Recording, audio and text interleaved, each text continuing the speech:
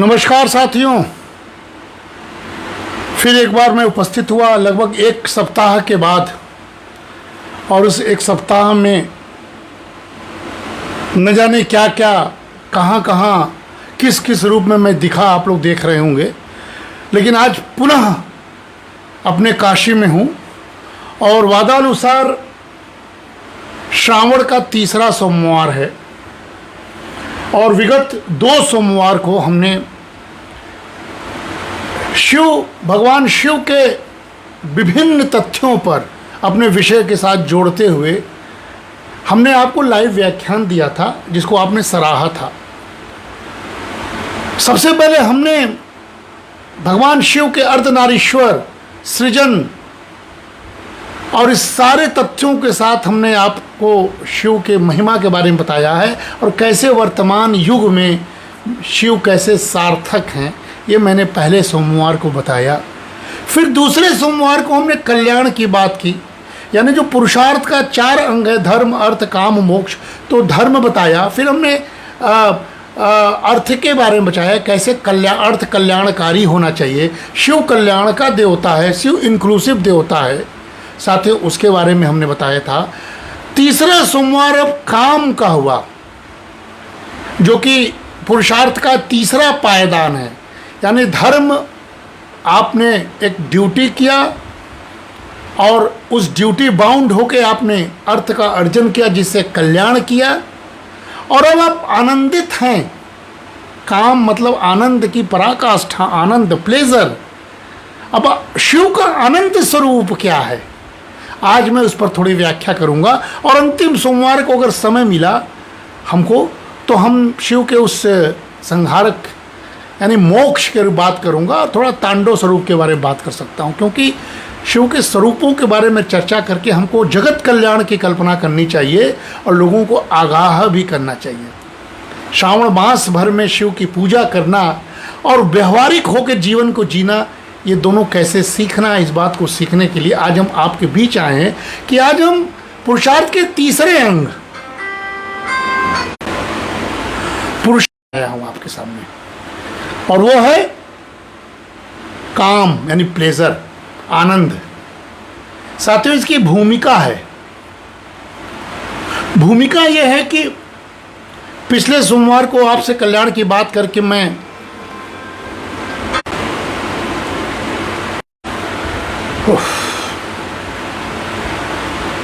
पिछले सोमवार को हमने जब आपसे चर्चा की, तो उसके बाद मुझे एक शोध के वाइवा के लिए हमको जाना पड़ा बिहार, और सडनली वहाँ देवघर उतरना पड़ा। तो देवघर में बाबा बैद्यनाथ 12 ज्योतिर्लिंग में एक ज्योतिर्लिंग, उसका अचानक ही सौभाग्यवश निमित्त मात्र से मैंने भव्य दर्शन किया, जलाभिषेक किया। कुंभ के में जो हमने संगम का जल एकत्रित किया था, उससे बाबा बैद्यनाथ को जगत कल्याण के लिए हमने समर्पित किया। आनंदित हो गया। और फिर वो जो उस एरिया में लोग 105 किलोमीटर पैदल चल के बाबा बैद्यनाथ को जलाभिषेक करते हैं, उससे लाखों लाखों लोग रोज, वो वहीं पर बिहार में सुल्तानगंज के गंगा हैं, जो उत्तर वाहिनी है। वहाँ भी हमें नहीं पता था, हम वहाँ गए नहीं थे, लेकिन इस बार जाने का अवसर मिला।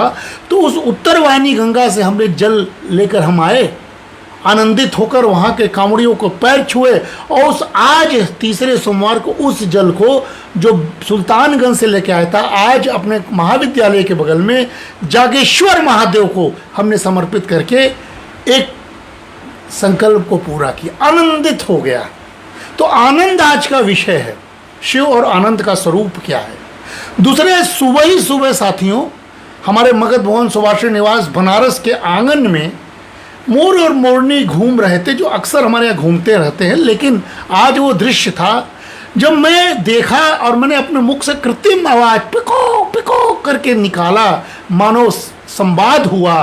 प्रकृति कैसे सुनती है चीज़ों को, अगर नेचुरल रहा जाए तो कैसे सुन लेती है। और मेरे मन में इच्छा हुई कि काश ये मोर फैला के नाच देता मोर, वही हो गया चमत्कार। 12 मिनट तक पूरा पंख फैलाए हमने फेसबुक पर डाला है, आप देखिएगा। अद्भुत नृत्य उस मोर का, मोरनी खड़ी है, मोर नाच रहा है और वो अद्भुत दृश्य देख मैं आह्लादित हो गया। वो आनंद आज मुझे मिला। यानी शिव की ये महिमा है, आनंद अंदर बसा हुआ है। आनंद वन, आनंद कानन काशी है। वहाँ का प्रकृति, वहाँ की प्राकृतिक व्यवस्था में ये सब रचा बसा है। भला आप दुनिया में धन से, संपत्ति से इसको लेने कहाँ कहाँ भटक रहे हो। यह संदेश आज का था। तो मैंने आज तीसरा लेक्चर आज का आनंद और काम, भगवान शिव का जो दृष्टिकोण होगा सांस्कृतिक आध्यात्मिक रूप से, उसमें अर्थव्यवस्था के आयाम को जोड़कर आपसे कुछ चर्चा करने का मैंने संकल्प लिया। आज मैं उस पर बात करूंगा। साथियों, हम सभी जानते हैं कि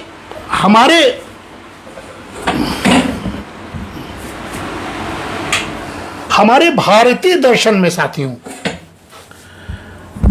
हमारे भारतीय दर्शन में काम, अंग्रेजी में इसको प्लेजर बोलते हैं, उसका मतलब है इच्छा या सुख। और आनंद, काशी आनंद कानन है, आनंद वन है। आनंद जिसको हम लोग काशी में अपने दर्शन में परमानंद या दिव्य तृप्ति बोलते हैं। एक तो इच्छा और सुख जो रुपए पैसे से हो जाता है या छोटी छोटी खुशियों से हो जाता है, वो आपका काम है, इच्छा है। और एक है आनंद, परमानंद, दिव्य तृप्ति। जब आप, जैसे मुझे दिव्य तृप्ति मिली जब मैंने मोर का डांस देखा, नाच नृत्य देखा, प्रकृति के साथ संयोग देखा। मुझे दिव्य तृप्ति मिली जब मैं वहाँ का सुल्तानगंज का जल ले जाकर जागेश्वर महादेव को अर्पण करा था। मुझे दिव्य तृप्ति मिली अनायास देवघर उतर के, और लाखों के भीड़ के बीच में बैद्यनाथ ने मुझे दर्शन दिया, मैंने जलाभिषेक। ये दिव्य तृप्ति की अनुभूति है शिव के साथ। तो काम, भारतीय दर्शन में काम का मतलब इच्छा या सुख। अब आपका चयन है, आप क्या करते हैं। और आनंद, दिव्य तृप्ति जो मैंने अभी बताया, ये दो अलग अलग है, लेकिन साथियों ये गहराई से जुड़ी हुई अवधारणाएं हैं। जहां हमने काम को 4 पुरुषार्थों में एक माना है, धर्म अर्थ काम मोक्ष, वही आनंद को हमने ब्रह्म ज्ञान, यौगिक अनुभव और ब्रह्मांडीय संतुलन की चरम अवस्था के रूप में देखा है। ये देखिए, मैं शिव की बात बोल रहा हूं। शिव महाशिवरात्रि के दिन, तीसरे सोमवार के दिन हम काम और आनंद के बारे में बोल रहे हैं।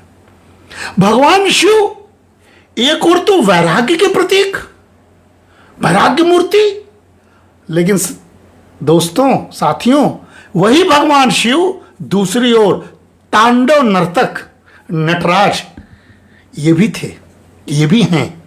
इन दोनों विरोधाभासी धारणाओं के दिव्य संतुलन को मूर्त देने के लिए मन कर गया। और साथियों, अर्थशास्त्र में हमेशा जोड़ रहा हूं, तीनों व्याख्यानों में अर्थशास्त्र की व्याख्या है कि अगर आर्थिक दृष्टि से देखा जाए इन दोनों को, तो यह द्वंद्व है, कॉन्फ्लिक्ट है।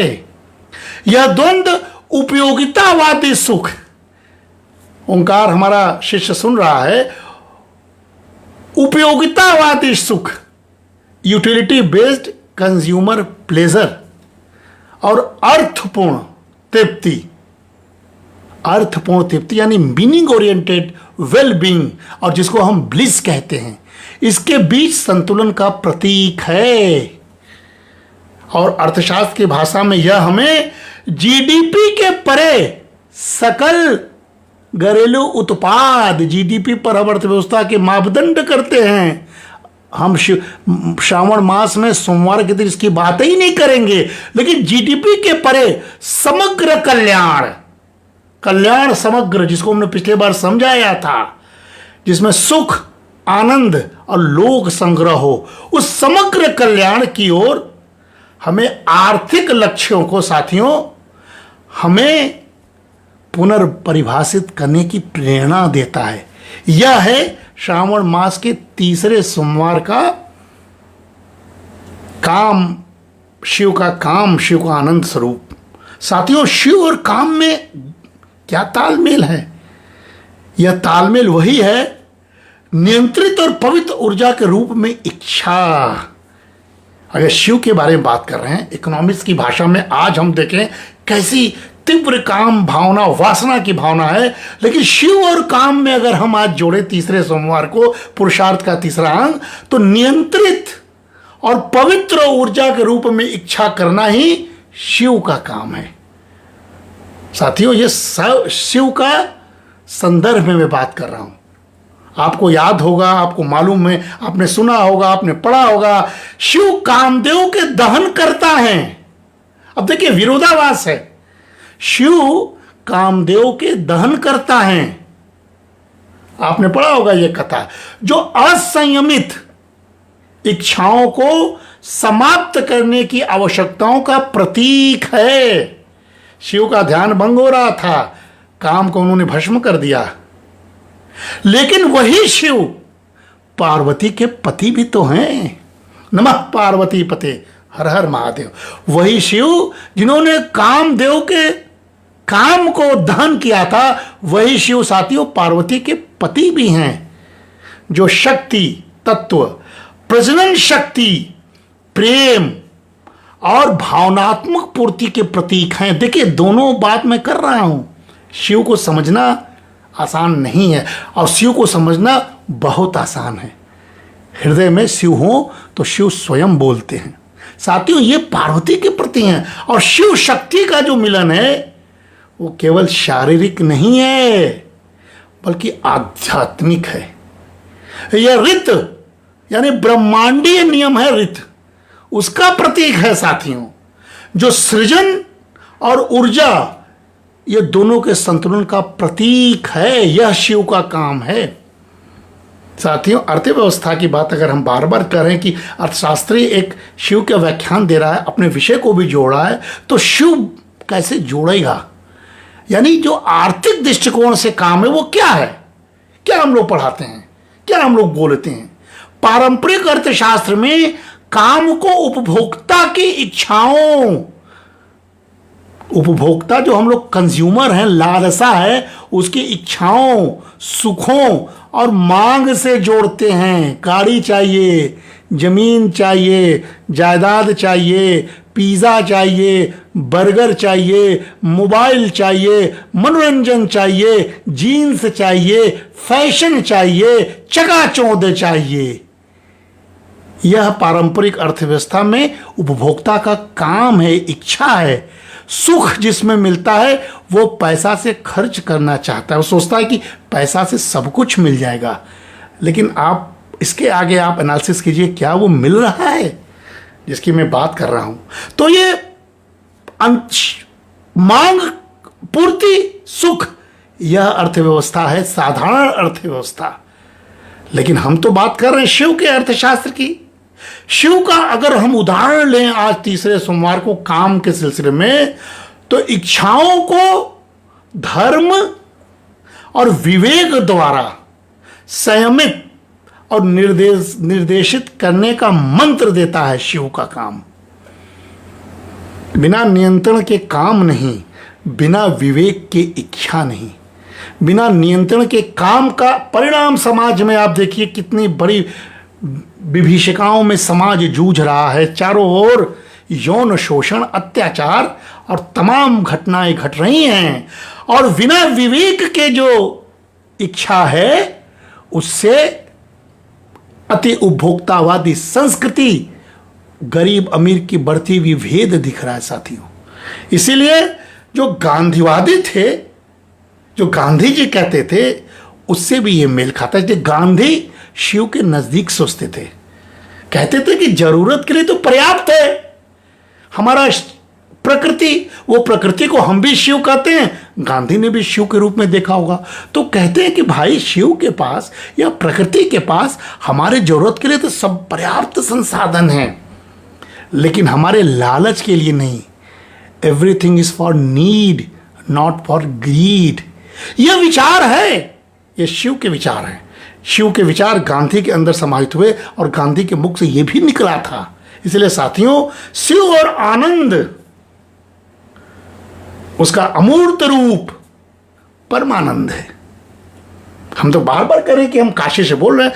हमें आज सुबह जागेश्वर महादेव से मैं जब जल चढ़ा के आ रहा था तो एक छद्म भी हो तो भी मेरे लिए वो पूज्य हुआ। एक छद्म वेश में एक साधु नुमा व्यक्ति मिला, हमको पकड़ा और कृत्रिम तरीके से हाथ उड़ाया। उससे वैदिक मैंने हाथ हिलाया, मेरे हाथ को पकड़ा, मेरे हाथ में पकड़ के कुछ दिया, बोल तेरी इच्छा क्या है, सब पूर्ण हो जाएगा। मैंने कहा आनंद, मेरी इच्छा आनंद की है। वो निरुत्तर हुआ, नहीं और कुछ मां, हमके आनंद परमानंद दे सकते हो, ले जाइए अपने घर में रख दे, तुम्हें सब कुछ मिल जाएगा, धन संपत्ति। हमने कहा नहीं चाहिए महाराज, आपको क्या चाहिए। यह वार्तालाप आज हुआ और उसने यह एक छोटा सा रुद्राक्ष का चीज दिया था। खैर उसकी भावना मैंने आदर किया, कुछ हमने दान स्वरूप भेंट भी किया, लेकिन हमने अपने आनंद के चित्त से विचलित नहीं होने दिया अपने को। मैंने कोई इच्छा नहीं व्यक्त की, मुझे तो मालूम था कि वो एक छद्मधारी शिव के नाम पर जीने वाला एक साधारण इंसान है, लेकिन शिव के नाम पर हम उसकी भी पूजा कर लिए। साथियों, उपनिषद और शैव ग्रंथों में शिव को, हमारे महादेव को चैतन्य, शांति और आनंद के स्वरूप में वर्णित किया गया है। ऐसा दिव्य आनंद, हम काशी से बोल रहे हैं, आनंद का आनंद से बोल रहे हैं, ऐसा दिव्य आनंद जो इंद्रिय सुख पर निर्भर नहीं करता, ऐसा आनंद, ये आनंद स्वरूप है। उनका तांडव, जिस पर मैं अंतिम में बोलूंगा अंत सोमवार को, उनका तांडव विनाशकारी होते हुए भी, बहुत लोग सुनते हैं तांडव से घबराते हैं, नहीं, विनाशकारी होते हुए भी आनंदमय है। सीखिए तो, जिए तो, समझिए तो, यह बंधन से मुक्ति का सृजनात्मक स्वरूप है साथियों। चिन्मात्र आनंद रूपम, यह वाक्य शिव को पूर्ण चेतना और परमानंद के प्रतीक के रूप में हमें दर्शाता है। शिव से डरना नहीं है, शिव को अंगीकृत करना है। इसलिए साथियों, जो आर्थिक अर्थ में जो आनंद है, जो अर्थव्यवस्था में जो कृत्रिम है, छोटा है, और हम श्रावण मास में छोटी बात करने नहीं यहाँ बैठे हुए हैं, लाइव है, समय का सदुपयोग है। आर्थिक अर्थ में जो आनंद है साथियों, वो काम जहाँ लेन देन पर आधारित है, वहीं आनंद, देखिए, लेन देन पर आधारित काम और वही आनंद संबंधात्मक संबंध का निर्वहन आध्यात्मिक और टिकाऊ है। दोनों में भेद करना सीख लीजिए। ये प्योर शिव का अर्थशास्त्र का सूत्र दे रहा हूं। काम यानी प्लेजर क्षणिक, लेन देन पर आधारित है, ले लीजिए सुखी हो जाइए, खा लीजिए तृप्त हो जाइए। आनंद संबंधात्मक, माता पिता का संबंध, गुरु का संबंध, मित्र का संबंध, ईश्वर का संबंध, आध्यात्म का संबंध, प्रकृति का संबंध, आध्यात्मिक और टिकाऊ है। ये हृदय में रहेगा। इससे बड़ा आनंद, हमने आज का उदाहरण जब मोर का दिया और गंगा जल चढ़ा के मैंने भगवान का आह्वान किया, वो आनंद टिकाऊ है, वो लेन देन से नहीं मिलेगा। और जो आधुनिक आर्थिक मॉडल, जैसे अमर्त्य सेन वगैरह जो अर्थशास्त्री नोबल लॉरेट्स अपने आप को कहते हैं, उनका जो कैपेबिलिटी अप्रोच है, क्षमता का दृष्टिकोण, और जो भूटान जैसे देशों ने ग्रॉस नेशनल हैप्पीनेस, सकल राष्ट्रीय आनंद की परिकल्पना की, वो कहीं ना कहीं उन्होंने भी शिव को पढ़ा होगा, उन्होंने भी हमारे वेद को पढ़ा होगा, उन्होंने भी समझा होगा कि सुख और आनंद में अंतर है। अल्टीमेट आनंद यही है जो ग्रॉस नेशनल हैप्पीनेस भूटान वाले ने सोचा कि भाई पर्यावरण साफ होना चाहिए, प्रकृति बची रहनी चाहिए, कंज्यूमरिज्म के शिकार नहीं होने चाहिए। वो कहीं ना कहीं से जो मैं बता रहा हूँ, शिव का अर्थशास्त्र, शिव का काम, वो उसके नज़दीक है, तो उसका हम स्वागत करते हैं। साथियों, आनंद जो है ना, वो मानसिक स्वास्थ्य, जो WHO भी कहता है, केवल शरीर नहीं, मानसिक और आपका जीवन में डिग्निटी पैदा करने वाला माहौल हो, उसको स्वस्थ व्यक्ति कहते हैं।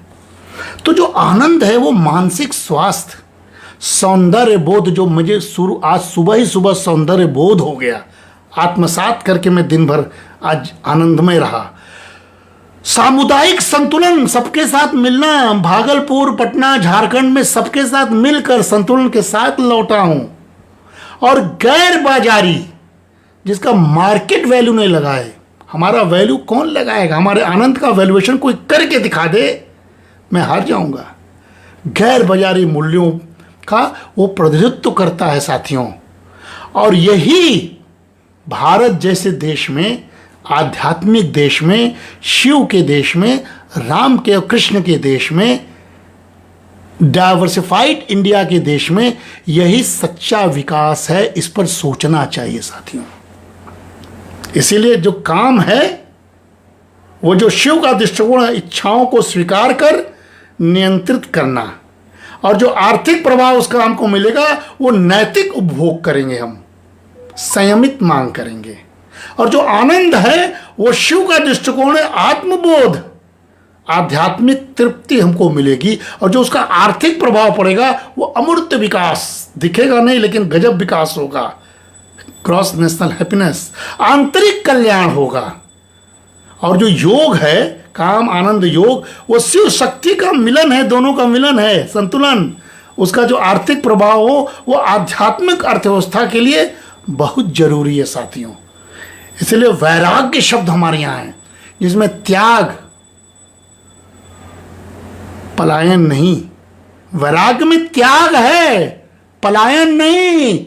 विदेशी संस्कृति, वैदेशिक लोग हमें बदनाम करते हैं, हम त्यागी लोग हैं, हम पलायन नहीं कर रहे हैं। तो त्याग, वैराग्य मतलब त्याग, जिसको वॉटलेसनेस इकोनॉमी की बात जेके मेहता कहते हैं, वो त्याग आधारित है। एक उम्र के बाद हमको धीरे धीरे अपनी वासनाओं का, अपने इच्छाओं का क्रमशः त्याग करके युवा पीढ़ी को आनंदित होते हुए देखना चाहिए। जैसे आज हमने सुबह मोर को नाचते हुए देखा, आनंदित हो गया, मुझे और कुछ दिन भर नहीं चाहिए था।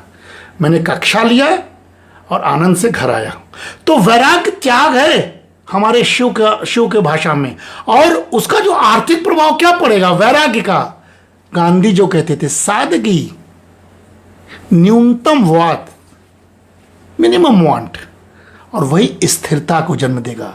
और अंत में साथियों, जो धर्म है शिव की भाषा में, जो हम लोग जहां से शुरू करते हैं, वो इच्छाओं का नैतिक नियमन है, ड्यूटी बाउंड एवरीथिंग, इच्छाओं का नैतिक नियमन। और उसका आर्थिक प्रभाव क्या पड़ेगा?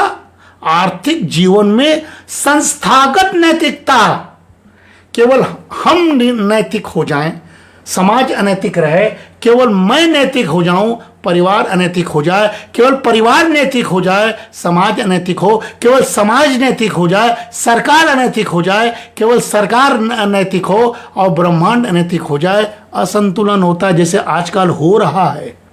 इसलिए धर्म का मतलब पूरी दुनिया के भाषा है, शिव पूरी दुनिया के कल्याणकारी देवता है। इसलिए इच्छाओं का नैतिक नियमन कीजिए, जितनी जरूरत है उसका इस्तेमाल कीजिए, बाकी वितरित कीजिए, उससे आर्थिक जीवन में संस्थागत नैतिकता आती है। इसलिए साथियों, इस सारी बातें जो आज मैं करने का चेष्टा कर रहा हूं तीसरे एपिसोड में, वो चेतना आधारित अर्थशास्त्र, इकोनॉमिक ऑफ कॉन्शसनेस, इसकी स्थापना हम कर सकते हैं, जिस पर हमें बहस करनी चाहिए। क्योंकि साथियों, काम एक माध्यम बनता है, काम एक माध्यम बनता है, बाधा नहीं बनना चाहिए। आनंद लक्ष्य बनता है, केवल भोग नहीं। नीतियां, शिक्षा, योग, संस्कृति और पर्यावरण के साथ समरस होकर समग्र जीवन संतुलन के केंद्र में लाना ही हमारा उद्देश्य होना चाहिए। इसीलिए साथियों, स्वास्थ्य और वेलनेस उद्योग, जो आजकल हेल्थ और वेलनेस इंडस्ट्री की बात हो रही है, जिसमें योग, हमको पता लगा कि वहाँ मुंगेर के आसपास कहीं बिहार में बहुत बड़ा योग केंद्र था, मुझे नहीं पता था, मुझे अगली बार जाना है। योग, ध्यान और आयुर्वेदिक जीवन शैली पर बढ़ता वैश्विक आकर्षण आंतरिक आनंद की आर्थिक महत्ता को दर्शाता है। साथियों, हमारी ये सांस्कृतिक पूंजी है, शैव परंपराएं अमूर्त धरोहर है। तीर्थ पर्यटन, कुंभ हमने देखा, हम अभी बता रहे थे 105 किलोमीटर पैदल चलते हैं लाखों लोग रोज सावन भर, देवघर जाके बाबा बैद्यनाथ को जल चढ़ाते हैं। पंचकोसी यात्रा हम देखते हैं 3 तारीख को हमारे शहर में ऑक्सीजन क्लब नाम की संस्था बहुत अच्छा काम कर रही है, वो पंचकोसी यात्रा करके पौधारोपण करेगी। तो शैव परंपराओं का अमूर्त धरोहर, तीर्थ पर्यटन और रचनात्मक अर्थव्यवस्था हमें पोषित करती है। यह शिव का अर्थशास्त्र है, काम का अर्थशास्त्र है, आनंद का अर्थशास्त्र है। और आध्यात्मिक अर्थशास्त्र जो शब्द है, पंडित दीनदयाल उपाध्याय जो कहते थे एकात्म मानववाद, वो असल में शिव का मॉडल है, चक्रीय मॉडल।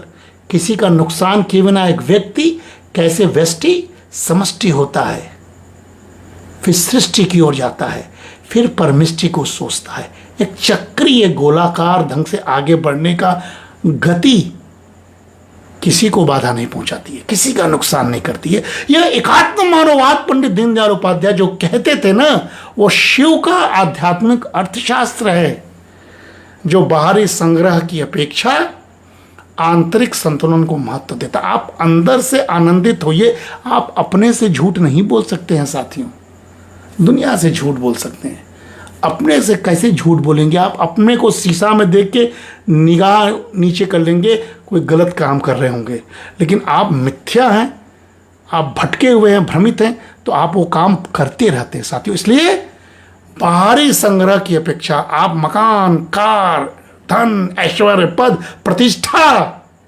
कोई महत्व नहीं है। आंतरिक आनंद है कि नहीं, बहस इस पर हो रही है। और अंत में मैं कह सकता हूं कि जो भगवान शिव हमें सिखाते हैं, मैं आनंद पर बोल रहा हूं, काम पर बोल रहा हूं, सिर्फ जो हमें सिखाते हैं, जीवन में काम और आनंद के बीच संतुलन कीजिए। प्लेजर शब्द नहीं है हमारे डिक्शनरी में। काम नैतिकता नियम से, आनंद परमानंद, उसके बीच संतुलन करने का सूत्र है हमारे पास। शिव बताते हैं इच्छाओं को संयमित कर हम उच्च आनंद की ओर बढ़ सकते हैं। मैं कहीं से कोई आदर्श की बात नहीं कर रहा हूं, यह बहुत आसान है। हम भी इसी धरती पर हैं, हमने भी लाखों करोड़ों लोगों को देखा है संयमित जीवन जीते हुए, अनेक करोड़पतियों को देखा है। देखा देखी अपने संसाधनों का दुरुपयोग मत कीजिए, बर्बाद मत कीजिए। शादी विवाह में किसी को देखकर लाखों रुपए मत खर्च कीजिए। अपने अनुकूल आनंद होने के लिए परंपरा अनुसार शादी विवाह या कोई भी इस तरह के आयोजन कीजिए। फेस्टिवल आनंद से मनाइए। देखा देखी कोई जरूरी नहीं है कि केवल और केवल उपभोक्तावादी वस्तुओं के सारे हम फेस्टिवल बनाएं। हमारे यहाँ का फेस्टिवल बहुत अच्छा आनंदित है। गरीब से गरीब भगवान शिव तो एक, हम बैद्यनाथ गए थे तो हमने कहा कुछ प्रसाद, तो उसने कहा अरे महाराज यहाँ प्रसाद थोड़ी चढ़ाया जाता है, यहाँ केवल माला, फूल, बेलपत्तर और जल। सोचिए वो शिव जो चारों तरफ अवेलेबल है, जिन्होंने जल हमें दिया वही जल उनको समर्पित करते हैं, जिन्होंने फूल हमें दिया वही फूल और बेलपत्र उनको समर्पित करते, आनंदित होते हैं, शुभ शुभ कहते हैं। भला शिव को क्या चाहिए? इसीलिए इच्छाओं को संयमित कर हम उच्च आनंद की ओर बढ़ सकते हैं। उनका जीवन इच्छाओं से इंकार नहीं करता है, बल्कि उनका दिव्य पुनर्संयोजन करता है। हम नहीं कह रहे कि इकोनॉमिक्स के टीचर होके कि इच्छा मत कीजिए, सब कुछ कीजिए, लेकिन दिव्य पुनर्संयोजन कीजिए। कब क्या जरूरत है, कितनी जरूरत है, कितना संचय की इच्छा है, कितना भविष्य के लिए जरूरी है, प्लान कीजिए। दिव्य पुनर्संयोजन। जब तक एक मोबाइल ऑब्सोलीट न हो जाए, 10 मोबाइल की आवश्यकता नहीं है। एक कार आपके पास सब कुछ है, बाकी सब तब कार बेकार हो जाता है, क्योंकि वो एक तरह से रिसोर्सेस का मिसयूज है। तो सिर्फ यही हम कह रहे हैं कि इच्छाओं से इंकार नहीं। सबके पास गाड़ी चाहिए, सबको फ्रिज, सबको एसी, सबको उन्नत जीवन इस देश में चाहिए, दुनिया में चाहिए, लेकिन लालच में आकर सबका एक्युमुलेशन नहीं चाहिए। यही दिव्य पुनर्संयोजन असली निष्कर्ष है इच्छा का, जो हमारा आज का विषय है। साथियों, जब अर्थशास्त्र, जिसका मैं अध्यापक हूं अदना सा, शिव के इस दृष्टिकोण से निर्दोषित होगा, ध्यान से सुन लीजिए, तो वह केवल वह अर्थशास्त्र जो हमारा होगा, शिव का होगा, तब हम या वह अर्थशास्त्र केवल अभाव का अध्ययन नहीं करेगा, स्केर्सिटी पर बात नहीं करेगा, कुछ सब कुछ नहीं है मेरे पास, कुछ नहीं है मेरे पास, कुछ नहीं है, मैं बेकार हूं, ये सब बातें नहीं करेगा। अभाव का अध्ययन जो मॉडर्न इकोनॉमिक्स समझाता है, स्केर्सिटी की बात करता है, वो नहीं होगा, बल्कि उसमें विषय जुड़ेगा संतोष, परिवर्तन और आध्यात्मिक समृद्धि का। इसका विज्ञान बन जाएगा अर्थशास्त्र, और ये अद्भुत हो जाएगा साथियों। इसलिए आनंद और काम सांस्कृतिक आध्यात्मिक विषय है, इसको मुख्य धारा में लाना चाहिए, क्योंकि पाश्चात्य का प्लेजर एक क्षणिक अनुभूति है साथियों, जो यूटिलिटी के अलावा केवल वांट के सेटिस्फैक्शन को जोड़ता है, क्षणिक है। लेकिन हमारा भारतीय परंपरा में सुख और आनंद का भेद अत्यंत गहरा है, मैंने बताया आपको, क्योंकि वो पुरुषार्थ में एक अंग है, व्यक्ति को बंधनों से मुक्त करके चित्त की स्थिरता और आध्यात्मिक पूर्ति हमें प्रदान करता है। ऐसे विषय को हमने आज आपके सामने तीसरे सोमवार के लाने की सोचा, और हमने सोचा कि जिसने कामदेव को भस्म किया, जो पार्वती का पति भी है, निश्चित रूप से कोई अति उच्च किस्म का संदेश देना चाह रहा है साथियों।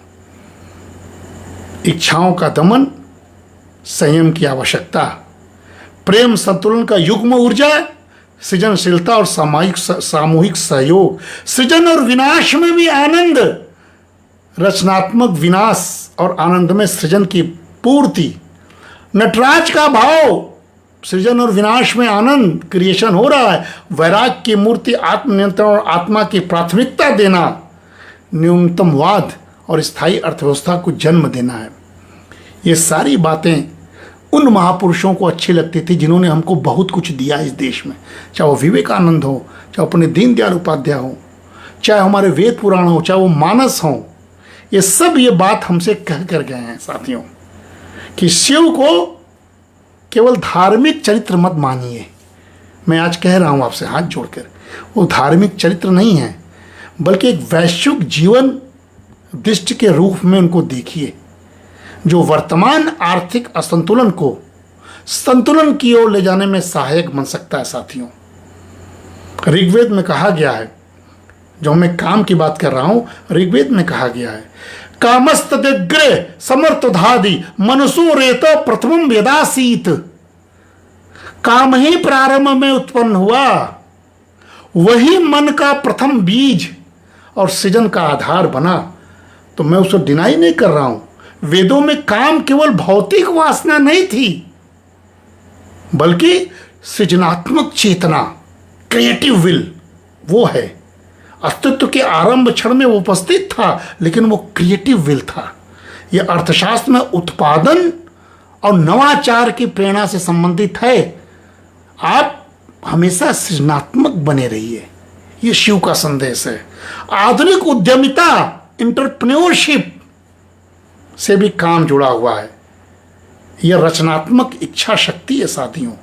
और उपनिषद में तो कहा गया है, तैत्तिरीय उपनिषद में, आनंदो ब्रह्मेति विजनात्, आनंदो ब्रह्मेति विजनानात्, आनंद ही ब्रह्म है।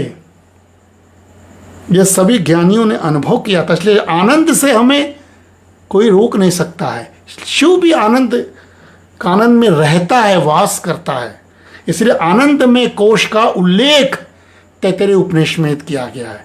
जो मनुष्य का 5 कोश है ना साथियों, सभी लोग जानते होंगे, मैं सिर्फ आपको एक वार्ताकार के रूप में बात कर रहा हूं। अन्न में, प्राण में, मनो में, विज्ञान में और अंत में आनंद में।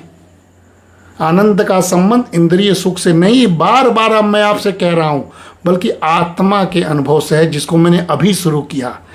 इंट्रिंसिक वेलबींग, अंतर्निहित आनंद करने की वो तत्व, और इसीलिए पाश्चात्य अर्थशास्त्रियों के आनंद की परिभाषा को नकार दीजिए। सकामयते, बृहदारण्यक उपनिषद में कहा गया, सकामयते, आत्मा इच्छा करता है। हर व्यक्ति, मैं कहां कह रहा हूं कि मैं आदर्श बात कर रहा हूं, सन्यासी संत भगवान भी इच्छा करते हैं, तभी तो इतने बड़े बड़े ग्रंथ रचे गए हैं।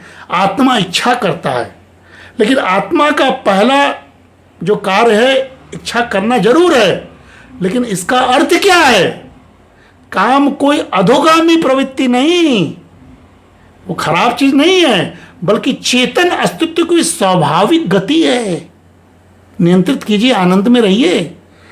यदि इच्छाएं विवेक और धर्म से युक्त हो जाए ना, तो वे मनुष्य को विकास की ओर ले जाता है।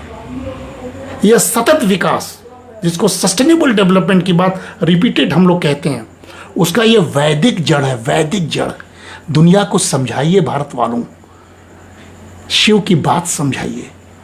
हमारे पास वैदिक जड़ है। सस्टेनेबल डेवलपमेंट का सबसे बड़ा मूल जड़ तो भारत के पास है। इसलिए शिव पुराण में शिव का काम और आनंद का स्वरूप, अहमेव केवलो नित्य शुद्ध बुद्धि स्वरूपवान कामार्दिवान बाधते, शिव पुराण में कहा गया है। मैं ही शाश्वत शिव बुद्धि स्वरूप शिव हूं, काम मुझ पर प्रभाव नहीं डालता। ऐसा बनिए कि कोई लालच आपको प्रभावित न कर पाए। जैसे कि छद्म भेषी साधु ने मुझे प्रभावित करने के लिए सब नाटक रचा, मैं प्रभावित नहीं हुआ, लेकिन उसकी मैं बेइज्जती नहीं करता हूँ। आनंद की प्राप्ति के लिए मैं उसको वरदान मांगता हूँ कि मुझे दो, कि मैं आनंदित रहूं, और मैं आनंदित हूं। देखिए, मैं बैठे बैठे आपको लेक्चर दे दिया। तो जो शिव का स्वरूप है वो अति उत्तम है। और नृत्य, जो महापुराण के नाट्य शास्त्र की बात हम कह के समाप्त करते हैं, नृत्यावसाने नटराज राजो ननाद ढंकाम नवपंचवर्णम। देखिए, अद्भुत रूप है। नटराज शिव जब तांडव समाप्त करते हैं, तब वे आनंद में ढोल निनाद करते हैं, लगते हैं बजाने मृदंग पखावज। देखिए, शिव के नटराज स्वरूप लगता है डर, लेकिन जो आनंदित होते हैं तो उस समाप्त होने पर लगते हैं ढोल का निनाद करने, पखावज का वादन करने। इसलिए साथियों, शिव का जो काम दहन है वह इच्छा की निरर्थकता पर नियंत्रण का प्रतीक है। सृजन, विनाश और आनंदपूर्ण लय का द्योतक है उनका नटराज स्वरूप, और अर्थव्यवस्था को प्रेरित करने वाला है, जहां नियंत्रित इच्छा और आंतरिक तृप्ति दोनों साथ साथ चलती है। अंत में ज्यादा बड़ा न हो जाए, मैं समाप्त करता हूं कि वैदिक और शैव परंपरा काम को विकृत भोग नहीं, बल्कि संयमित सृजनात्मक ऊर्जा मानती है, और आनंद को सांसारिक सुखों से परे आत्मिक समृद्धि और समरसता की अवस्था मानती है। और यह दृष्टिकोण, मैं इसको समाप्त कर रहा हूं, यह दृष्टिकोण, आज का दृष्टिकोण आर्थिक नीति, शिक्षा, सामाजिक न्याय और स्वास्थ्य जैसे क्षेत्रों में साथियों पूरी दुनिया को एक नया मार्गदर्शन प्रस्तुत करता है। इन्हीं शब्दों के साथ आप जुड़े, प्रवाल जुड़ा हुआ मेरा मित्र, हमारे दुबे जी जुड़े हुए हैं, संध्या मैडम जुड़ी हुई हैं, दया शंकर हमारा मित्र जुड़ा हुआ है बचपन का, जिससे रोज हम इस तरह के साक्षात्कार करके आनंदित महसूस करते हैं। मित्र के साथ वार्तालाप का सुख बरीले को मिलता है। मुझे ये सुख मिला, मैं आनंदित होकर उससे बोलता हूं कि मेरे से आनंदमय कोश में जीने वाला व्यक्ति कौन है? दया। तो ये हमारे दया शंकर जुड़े हैं, दीन बंधु हमारा छोटा भाई जुड़ा है, गोरखपुर से जुड़ा हुआ है, अमित जी जुड़े हुए हैं, अंकित जी जुड़े हुए हैं। ये सारे लोगों के सामने मैंने अपनी तीसरा एपिसोड, जो शिव काम और आनंद का स्वरूप है, उस पर मैंने आज व्याख्या दिया। आपने सुना, मैं धन्य हुआ। बीच बीच में कई फ़ोन आए, मैं उनसे माफ़ी मांगता हूँ, उठा नहीं पाया, अब मैं उठा लूँगा, क्योंकि आनंद के, हमारे आनंद और आपके बीच व्यवधान में बर्दाश्त नहीं करता हूँ। और समाधान क्या है? स्थगित करके वार्तालाप जारी रहे साथियों।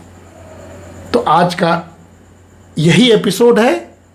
हर हर महादेव, जागेश्वर महादेव की जय, बाबा बैद्यनाथ की जय, काशी विश्वनाथ की जय, सभी तीर्थों की जय, सभी संतों की जय। मैंने कहा ना कि आज मैं गया था फेसबुक, वहाँ उसमें लिखा हूँ, जब मैंने डाला हूँ तो आज जिस महादेव के पास गए वो महादेव काशी के कण के महादेव हैं, जागेश्वर महादेव। भगवान भोले काशी में नाराज भी होते हैं, गुस्साते भी हैं, शुद्ध बनारसी हैं। जैसे हम लोग भक्त तेरी की नब्बो लफ्तों से, हमारे बड़े भाई जब हम लोग बात करते थे ना तो कहते ना तुझसे बात करो, फालतू बात हो, महीनों बात नहीं करते थे हम लोग। बनारसी मिजाज, नहीं जमेगा तो नहीं बात करेंगे, जम जाएगा तो जीवन त्याग देंगे आपके लिए। तो शिव भगवान भी वैसे ही रहे होंगे, अड़भंगी भोले, भांग खाने वाले, मस्त मिजाज, अवघड़ प्रवृत्ति, मशाने में होली जो शिव छन्नू लाल जी खिलाते हैं, अद्भुत। तो वैसे शिव काशी से नाराज होकर जा रहे थे, तो एक जोगेश्वव्य ऋषि थे, उन्होंने खूब साधना किया, कहा कि प्रभु आप चले जाएंगे तो हमार का हुई, हम लोग तो मर जाएंगे, बिना शिव के काशी कैसन। तो उनकी साधना से प्रसन्न हुए, वहीं स्थापित हो गए। वही जोगेश्वर महादेव हैं जो हर शिवरात्रि के दिन एक जौ बढ़ते हैं, बड़े विशाल हैं। यही ईश्वरगंगी में है जहाँ मेरा कॉलेज है। मैं धन्य हूँ कि मैं ऐसे जगहों पर काम भी करता हूँ जहाँ धर्म का पेरीफेरी है। इन्हीं शब्दों के साथ फिर से आप लोगों को धन्यवाद। अगले सोमवार को अगर मुझे मौका मिला तो मैं अंत में पुरुषार्थ के मोक्ष और शिव और संभवतः सृजन पालक और संहारक भी तो है, शायद उसको जोड़ के कुछ बातें करने में समर्थ हूँगा अगर शिव की कृपा हुई तो। हर हर महादेव, नमस्कार।